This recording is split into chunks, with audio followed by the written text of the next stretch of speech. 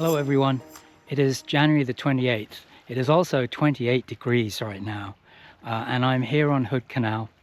When the fog lifts, those of you who watch my videos will recognize where I am. I still have to catch my first sea run cutthroat of the year, which is why I'm here instead of curled up in bed. I'm not particularly hopeful, but a friend of a friend said that last week they caught fish here. Different conditions, but you know, I'm just an eternal optimist. I've got to give it a try. So I'm going to get fishing and I'll catch up with you later. So on the one rod, I'm fishing the stopper popper, and below that I've got a Ferguson's green and silver. And then on my intermediate line, I've got my squirrel pin fly. So I'm going to start with the top water popper dropper and see how we do with that.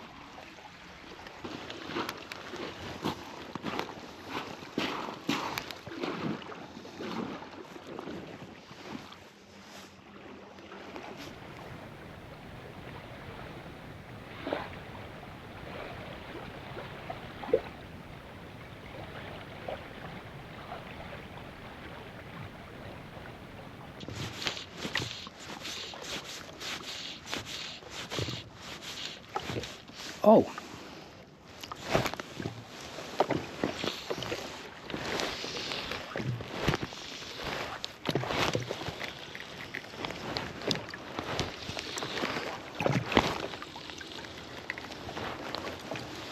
what I find quite difficult is stripping the line effectively with these kind of bulky gloves on. But without the gloves, I just wouldn't be able to fish, so just got to put up with it.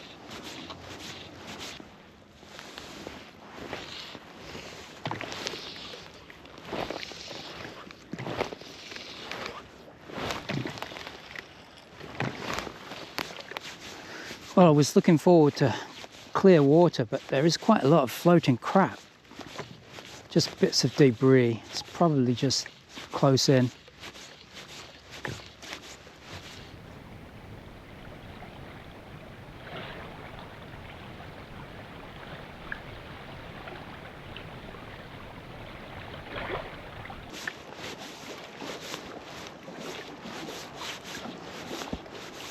Oh yeah, there's a fish jumping. There is life here.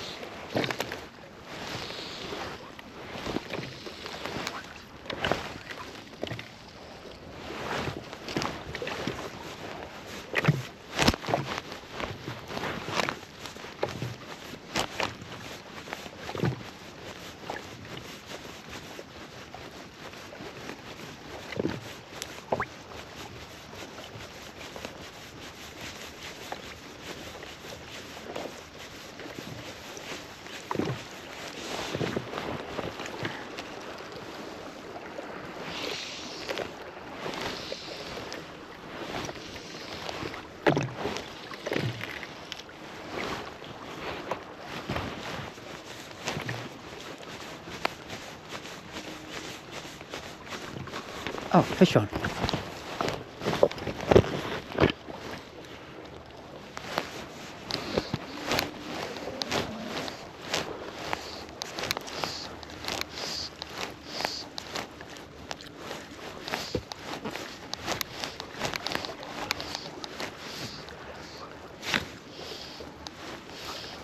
On the popper stopper.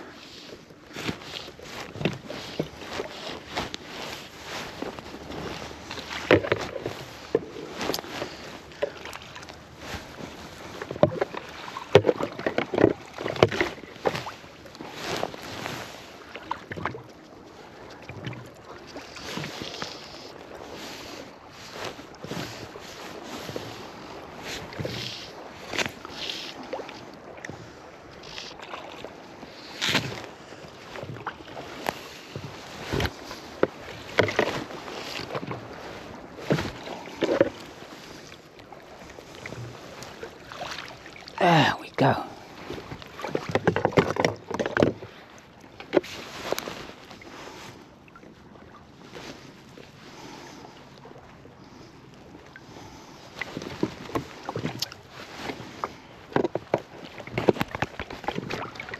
That's actually a little coho. You can see that.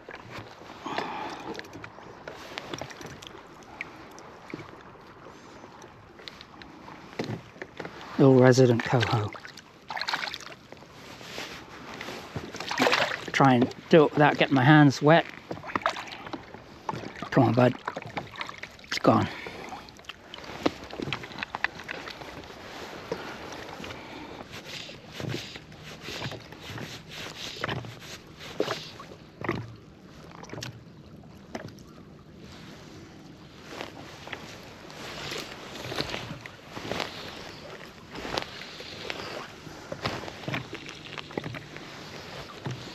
Yeah, I clearly saw that fish swirl at the popper first, and then just a split second later he was on in the dropper fly.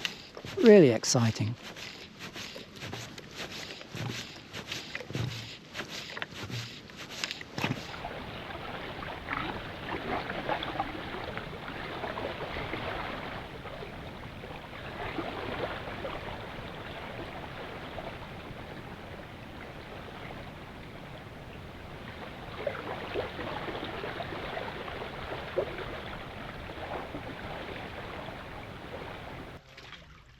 Okay, I just stopped to take a hand warmer break because it's still freezing here, and as I was standing around I got my stopper popper caught up in the tree behind me, and I had to break it off. Now my hands are just too cold to tie another one, so what I'm going to do is switch to the squill pin. That's the kind of little sculpin pattern that I've got on my intermediate line. So I'm going to stop with the stopper popper, unfortunately, and make that switch.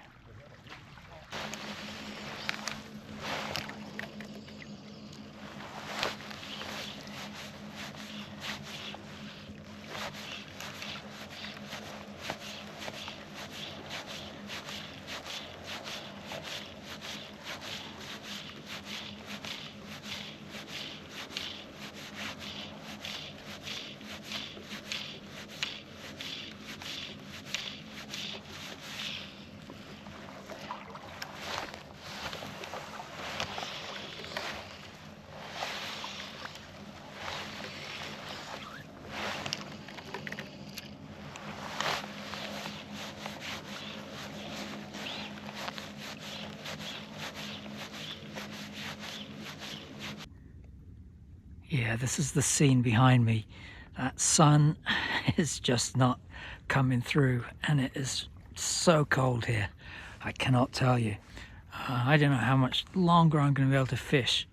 We're right at low tide right now, so maybe the fishing will pick up as the tide starts to come in. I don't know.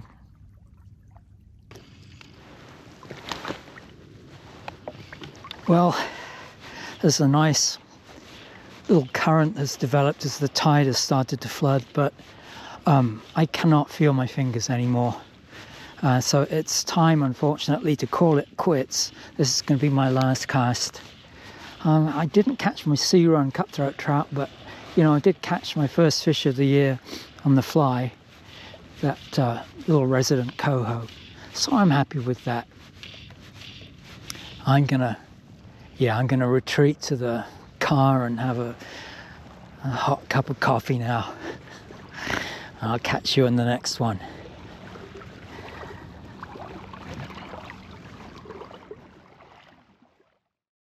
Hello everyone. So back in early November last year, to mark my 1000th subscriber, I decided to give away a box of sea run cutthroat flies. This giveaway proved to be quite popular, and at the time I said that if I got to 1500 subscribers, I would give away a box of salmon flies. Now, I thought that that would take until maybe June or July, just before the salmon fishing season. But in fact, I got to my 1,500 subscribers early last month, and I'm currently on my way to 1,900.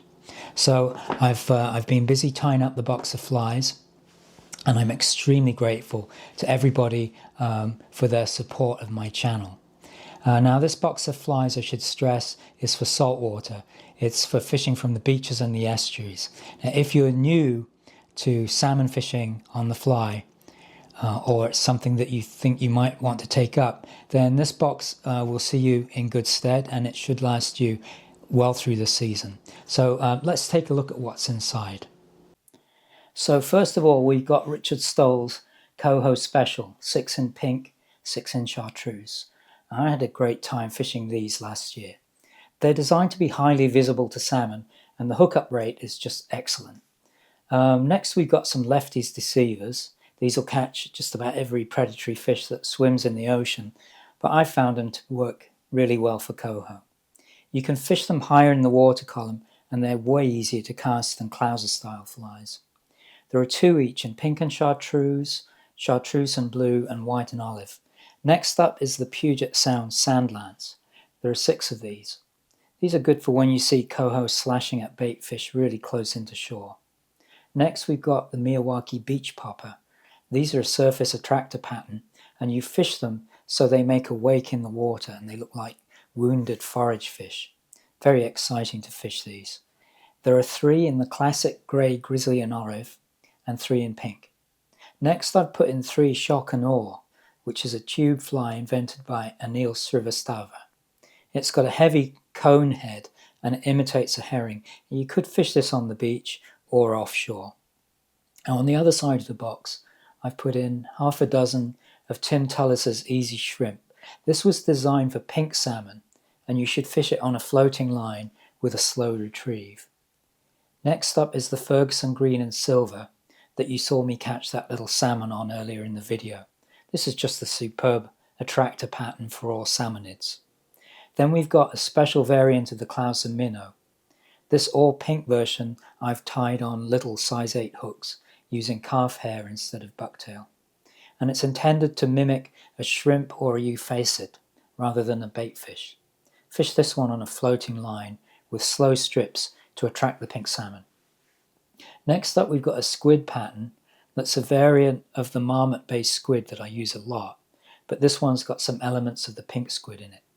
You could try this offshore, but it's also effective just fished off the beach on a floating line using a slow and irregular retrieve. There are only 4 of these because I ran out of the specific hook that I use. And lastly, the box wouldn't be complete without some standard Clouser deep minnows. And there are 6 here in chartreuse and white, which I think is an unbeatable combination for the resident coho that show up along the Puget Sound beaches early in the season.